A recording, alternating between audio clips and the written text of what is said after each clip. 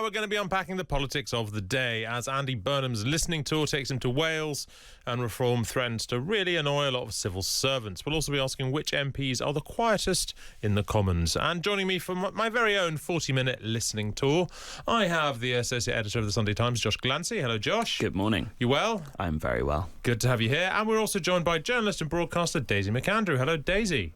Morning, all. How's the summer been treating you? I've had an embarrassment of trips away, I'm afraid to say, so I need to I need to concentrate on my carbon footprint a bit more now. No, I got rained on this morning, and I really enjoyed it. Very weird, very weird. I forgot my umbrella. Went out of the house, and it was raining. And I thought, do you know what? I'll just get wet because I haven't been rained on for, I don't know, 2 months. I think the rain knew this morning that every 16 and 17-year-old in London is just heading to the Reading Festival and they get a properly authentic festival experience. Look, let's get into the news. The PM is in South Wales today. It's the next leg of his summer listening tour. It's his first official visit to the country since he took control of the UK government. As well as talking about the cost of living, he'll be hoping to spark a Welsh Labour recovery. Josh, Labour were totally routed in Wales. Can Andy Burnham win them back? Any hope? I think it's going to be a challenge. On the plus side, I would say that a lot of the people who went from Labour to Plaid Cymru that I've spoken to, and I've done quite a lot of reporting in Wales, it was quite a sort of soft transition. They were just a bit fed up with Labour and were quite happy to move to Plaid and could plausibly move back. I think it's difficult, though, because I think Labour really struggled. The devolved Labour government really struggled in Wales and people were really fed up with it. And it was felt that they kind of lost the issue of Welshness, that they weren't able to speak to... Welsh Labour used to be, people like Rhodri Morgan in his Welsh rugby shirt, and they really sort of had that string to their bow, and I think they've lost that. And I'm not sure Andy Burnham, as an English Prime Minister, sort of going there is necessarily going to revive that. And Reform also have quite a lot of strength in the sort of more sort of borders parts of Wales. So I think it's going to be quite a long struggle for them. But it's really important to Labour because it's so built into their own self-conception, their mythology. Keir Hardie and Merthyr Tydfil, and in many ways the valleys were the birthplace of the Labour Party. So it is something that Labour can be very emotional about these sorts of things, and it is something they will want to do. Yeah, I mean, I guess, Daisy, Labour likes to think of Wales as being, as Josh says, as being part of their foundational history, but a place with essentially similar politics to, for example, the north of England. And you just sort of wonder if that's still true or not. I think that is part of the problem, because anywhere that feels taken for granted, which I think is how a lot of Welsh voters feel, they are going to be angry with those who have been in power. And of course, that is the Labour Party in Wales. So they are getting the sort of kicking that Conservatives are getting around the rest of the nations. And also, I think Andy Burnham does have a bit of a problem because he wears his devolution credentials on his sleeve, and yet when it comes to both Wales and Scotland, he's already making a lot of voters and would-be supporters quite unhappy, because it seems devolution for England, but not the sort of devolution that perhaps Wales and Scotland are really after. Also, if you're Welsh, you're just going to say to him, well, why do the Scots have a better deal than us? Which they do. Yeah. They have a significantly better financial settlement. Well, why is that fair? So, if you're Mr. Devolution, well, hang on, what about that? They will also say to him, well, hang on, why did we have to contribute towards HS2? And why haven't we got a rebate for that, which everyone's furious about in Wales? That's only fair as well. And I'm not sure he's got... I'd be surprised if he's got clear answers to those questions. Well, I mean, the difficult answer there is that Scotland has a better financial settlement because it voted for it, and because it kept a sort of distinct political system in a way that Wales, aside from sort of in very immediate terms, kind of hasn't really. I mean, English and law stretches across England and Wales in a way that it doesn't stretch up to Scotland. There are sort of real differences there, which I'd imagine, precisely as you say, is precisely what a lot of people in Wales will find deeply, deeply irritating. Let's move on. We've been speaking on the podcast about the various arguments within Labour over increasing sanctions against Israel. There are also concerns that they could irritate Donald Trump. The Prime Minister was told by Labour MPs that Britain could face retaliation from the White House for imposing a trade ban over plans for 1,200 settler homes in the West Bank. The Times leader this morning accuses Andy Burnham of performative politics over this, of trying to regain the goodwill of disenchanted backbenchers who felt Keir Starmer's response to Israeli action in Gaza was somewhat lacking. Daisy, is it an extra problem if he falls out with the White House as well, or if he just thinks this is the right thing to do, should he just do it? It does feel like Andy Burnham is trying to talk to multiple constituencies at the same time with this one. And I pretty much agree with the Times leader this morning that it smacks of a leader who's trying to appease his own party elements, a wing within his own party, which is very, very anti-Israel and feels that the party hasn't done enough in the past few years to support a two-state solution or so on. And so I think he is getting himself into a pickle with this issue, and that the Times leader is suggesting that it might all be timed in advance of the Labour Party conference, where you can imagine Burnham will want to be going to that party, doing his first leader speech as a sort of conquering hero, as a darling of the party. And yet, if he seems to be too pro-Israel, he's going to have a problem with that wing of his party. And any time when a domestic politician, and let's remember that Andy Burnham, by his own admission, doesn't think that foreign policies are his strong suit. And now he looks like he's slightly playing politics with those foreign, very, very important foreign affairs issues. So I think this might be a very tricky bit of the conference for him. Yeah, I mean, Josh, look, I don't need to tell you that British politics as relates to Israel are a thicket and a nightmare. But I came to this story yesterday thinking, well, settlements are indefensible. Israel behaves fairly shockingly in expanding settlements in defiance of almost everything. Perhaps sanctions are entirely right and proper and indeed overdue. Then I read the Times leader this morning, which makes the very good point that these particular settlements probably wouldn't be part of any kind of two-state deal anyway. And so this is actually a sort of a tokenistic fight rather than a real fight. And then I'm in danger of completely changing my view. What do you think?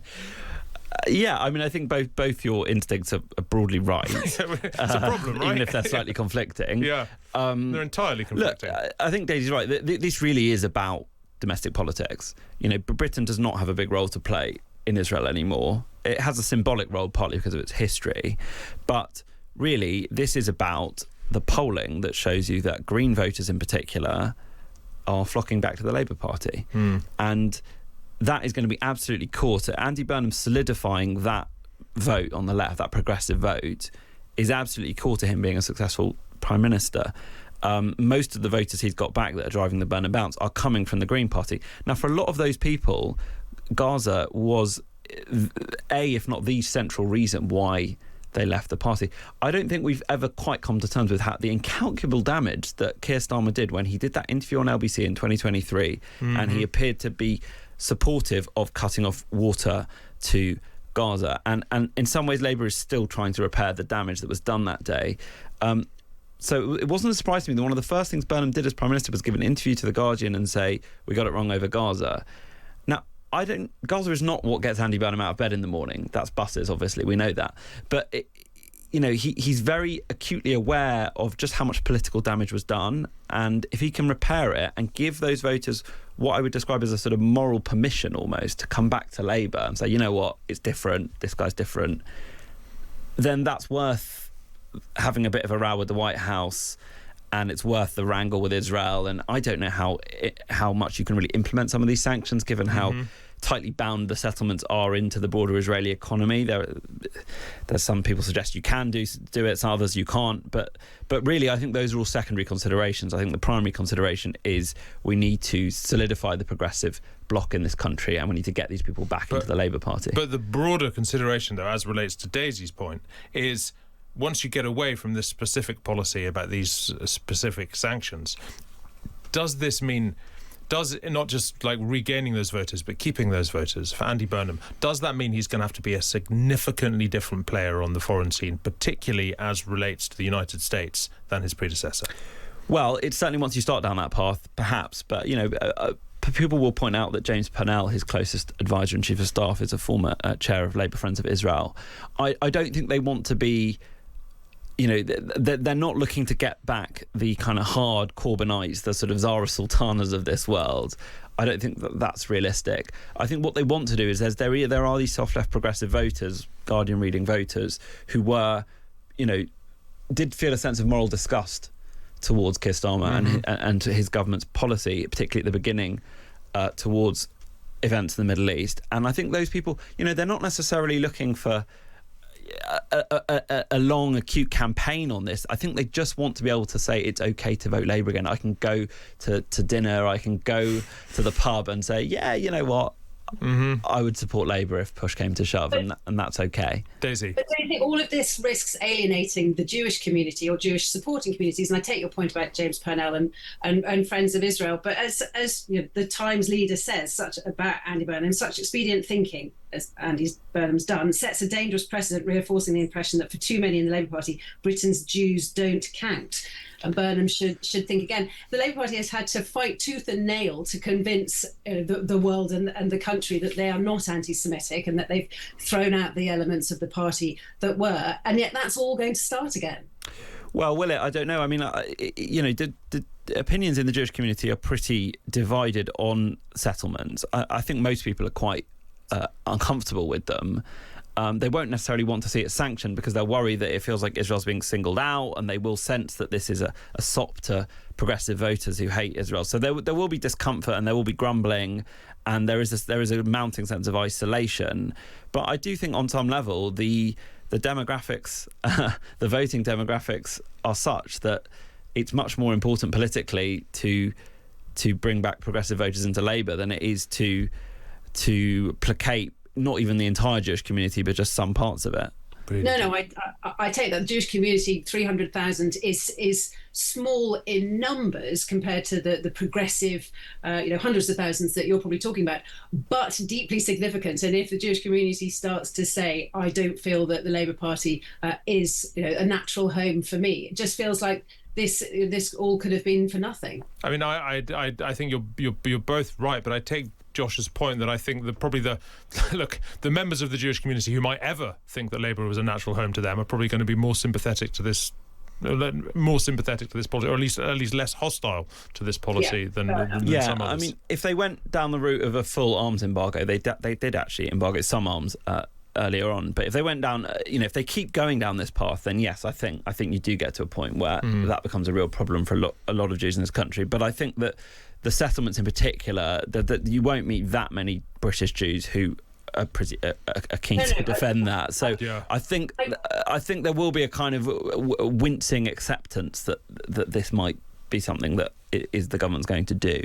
Really interesting, really difficult. Look, coming up, reform threatens to annoy a lot of civil servants, and which MPs are the quietest in the Commons. Currently unpacking the politics of the day with Daisy McAndrew and Josh Glancy.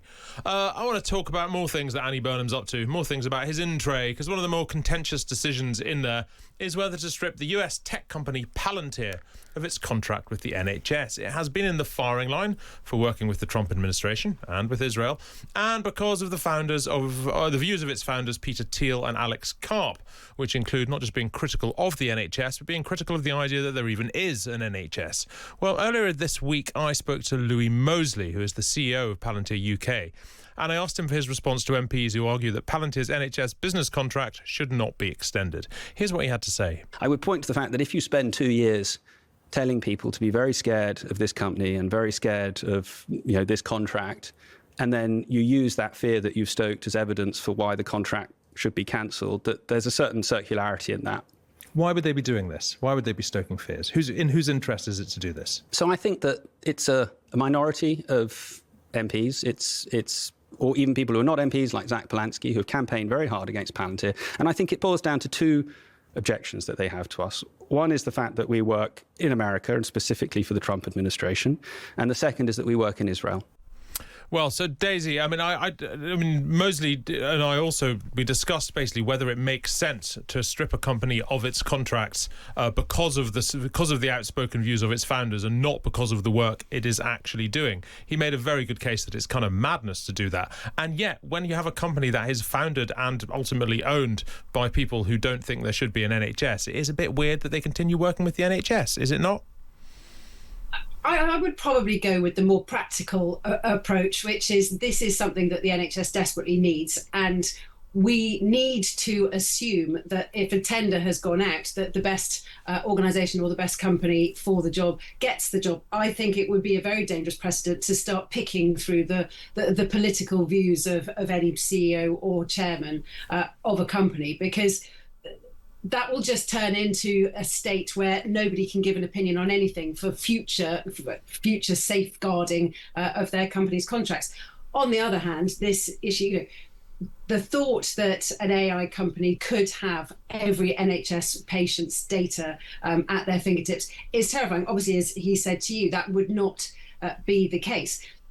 But then I was thinking about your interview with Andy Seldon earlier and Rishi Sunak, and I sort of think we know that Rishi Sunak was one of the few politicians that really understood AI and its importance and where it was going, and the fact that we as a nation need to be in that race and have our own homegrown AI specialists. And so there is a bit of me that thinks surely there must be a company over here that could do the job. Yeah, I mean, the problem is there doesn't seem to be, and even the MPs that are recommending that Palantir be stripped of its contracts can't think of another company that could do the job. Josh, what do you think about this?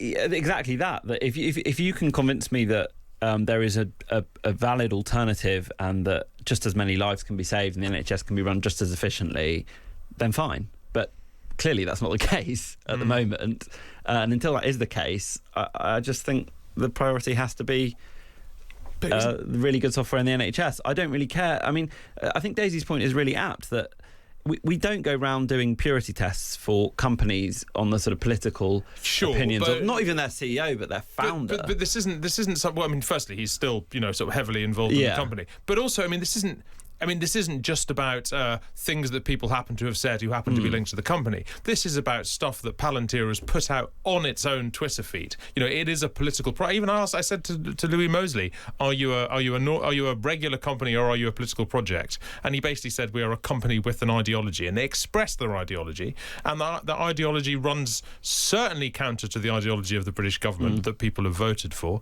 arguably counter to the NHS, probably counter to even the existence of the NHS.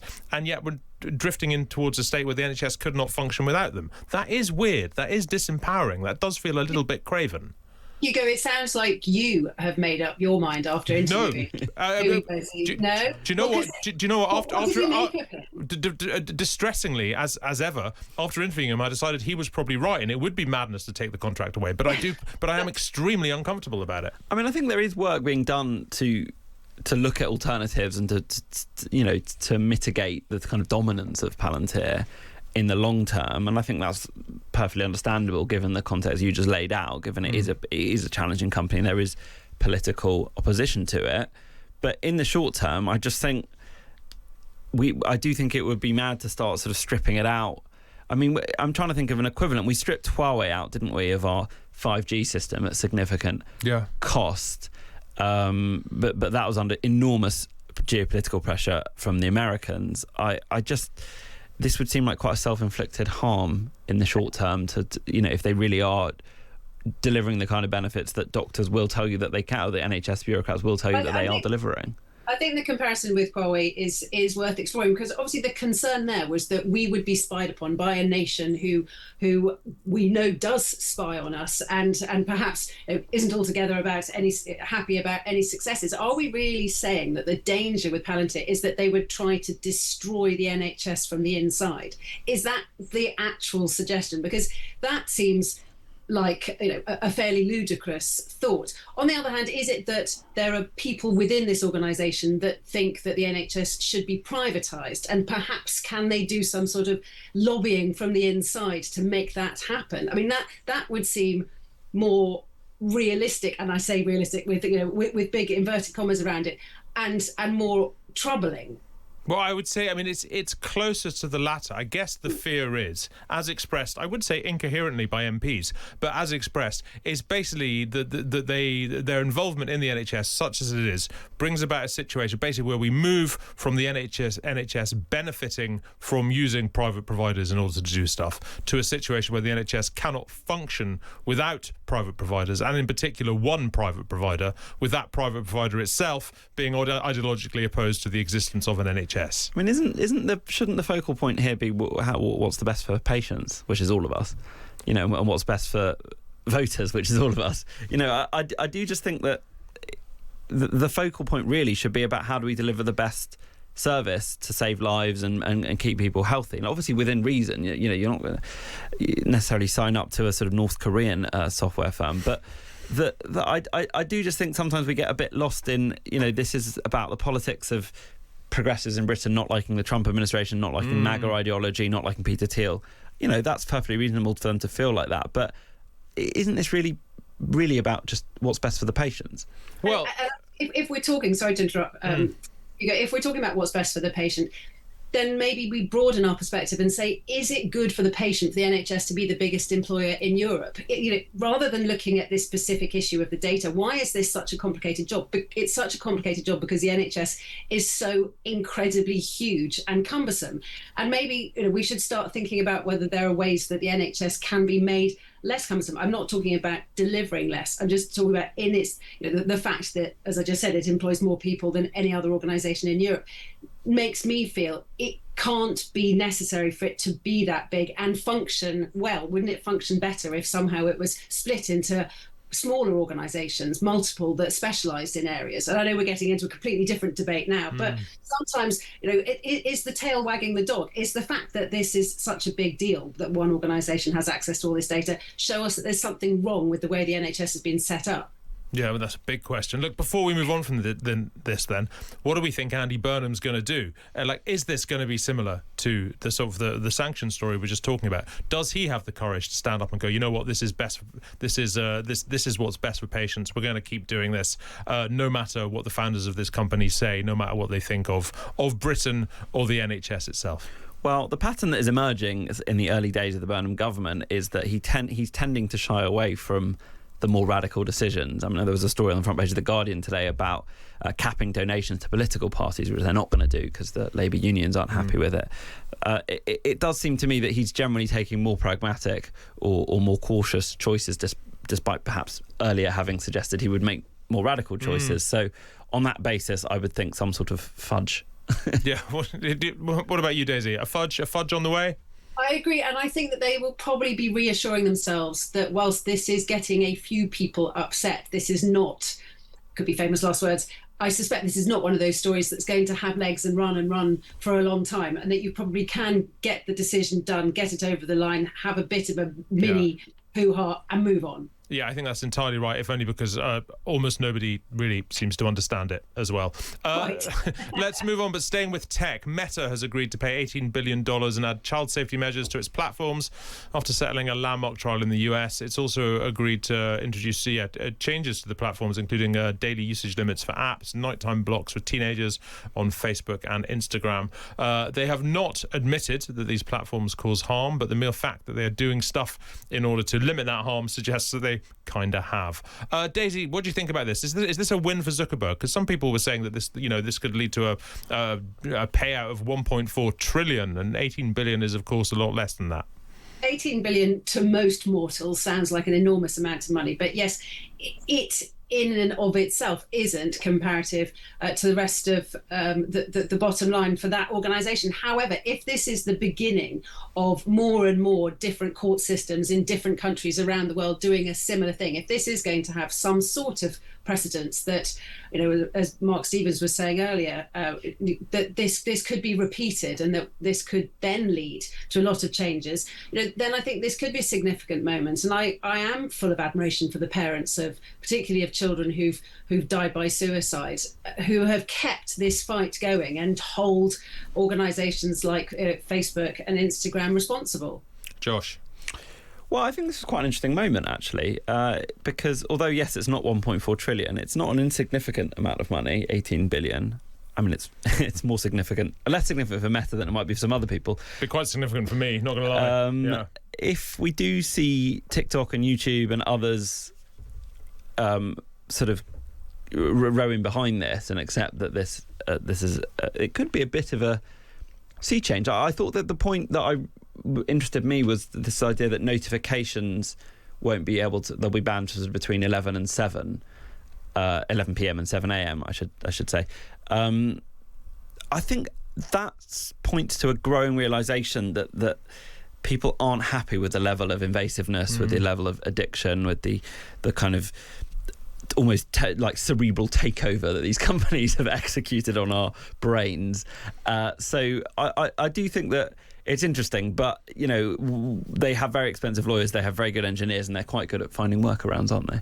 I just sort of find it slightly. I mean, look, I'm glad this has happened. I find it slightly depressing that these companies, they can shrug off actual laws from places like the United Kingdom and the European Union, but as soon as they get a ruling against them in a court in California, everything changes. It really sort of rams home our relative importance to these people, whether or not they run the NHS. Let's move on. The Duke and Duchess of Sussex have arrived back in the UK. They're looking forward to a new house, new schools and new opportunities, but they're also keeping their home in California and the chickens, which the Times estimates will cost them around $600,000 to maintain. Daisy, we know that they're kind of rich, but can they afford to do all this?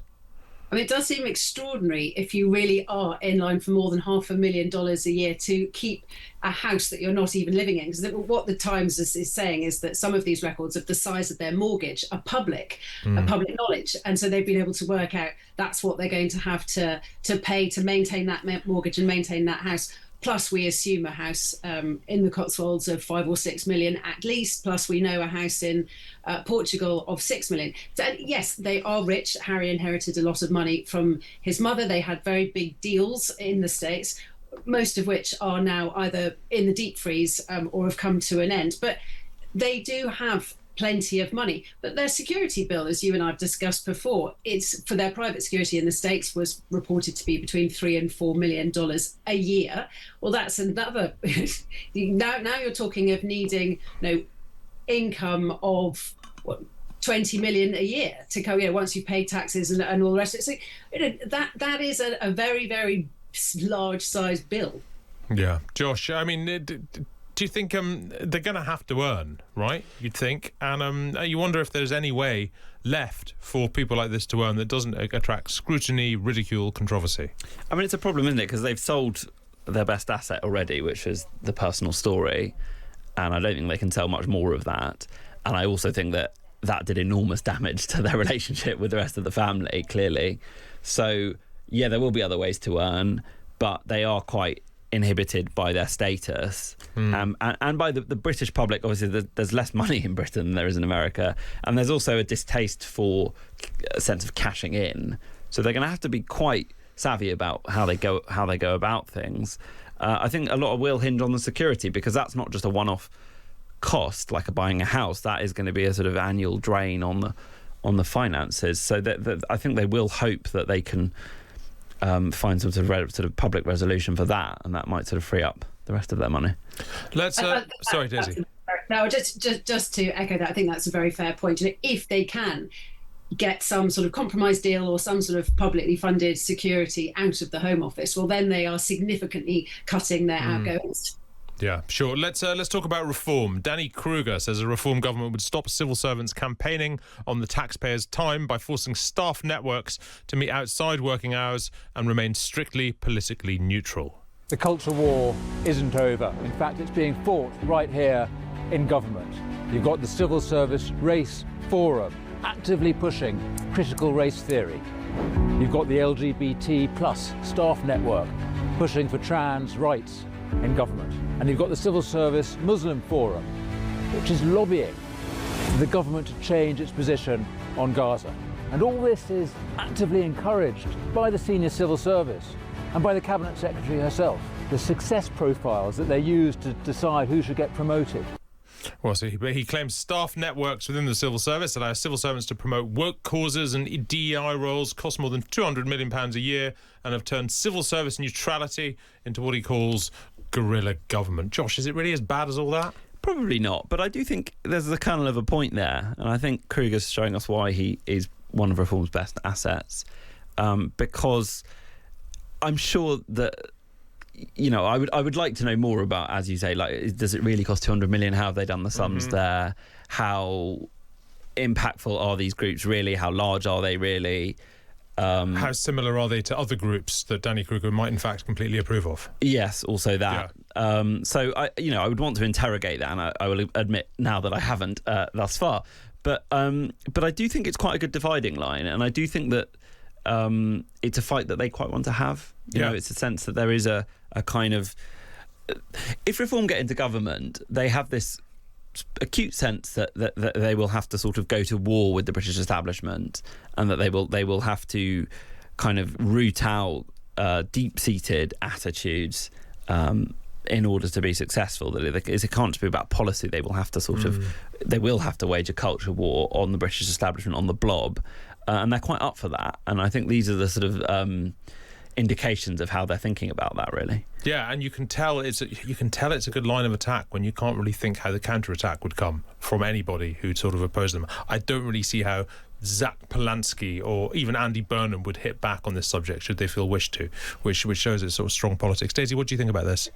I just think it's lazy politics. I watched the whole thing and then I did have a look at it, and I just thought it's like I'm watching the Reform UK bingo game. You know, how many of their favourites, all Muslim, all trans, all woke, all critical race theory, the bingo. And then, you look at it, 200 million a year, really. And what they've done there is I think they've simply said that most civil servants are spending a proportion of their time on these groups within working hours, and then calculate that by the number of civil servants and by those salaries, put all those salaries together and divide by the number of employees. And that's how you get at this utterly farcical number of 200 million pounds. And so this has really irritated me, because I agree with you, there are serious issues there about the civil service. I'm not the civil servant's greatest cheerleader, and I think there are institutional biases in there. I think there is a sense of London southeast elite not really understanding how the rest of the world works, not really understanding other points of view. I think those are all really strong arguments to want to reform the civil service.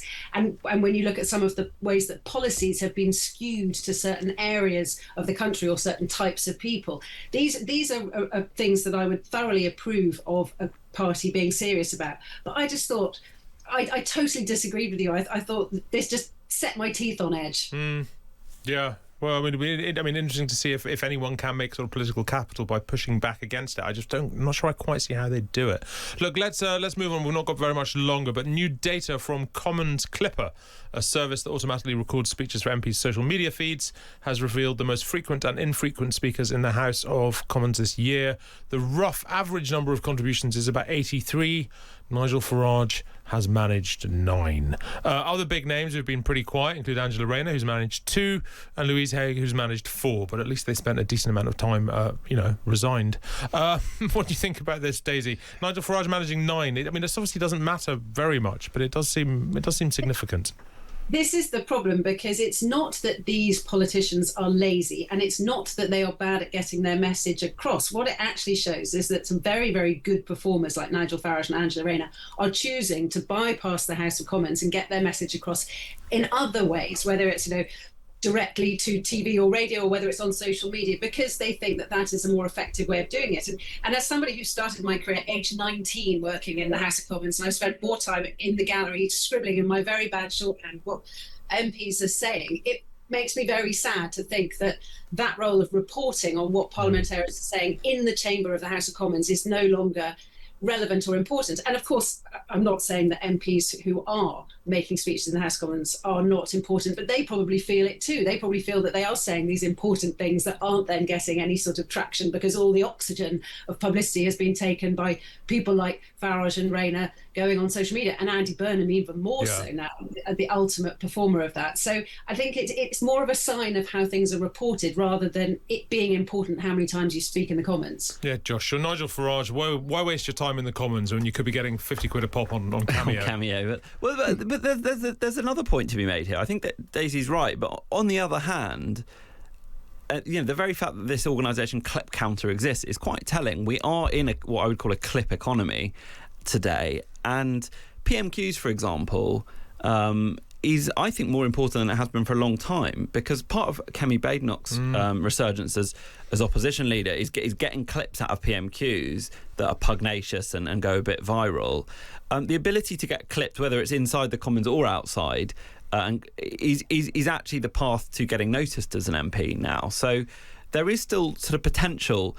But I don't think it's the role of the young daisies in the lobby scribbling things down maybe is diminished. But the ability to have a clip go viral is that's gold dust, really. I'm not sure I love the House of Commons becoming a place that's just useful for generating clips for your social feeds. But hey, maybe it is the future. Thank you very much indeed to both of you. That is, of course, Josh Glancy, Associate Editor of the Sunday Times, and the journalist and broadcaster Daisy McAndrew. Always a pleasure. This is Hugo Rifkind here on Times Radio.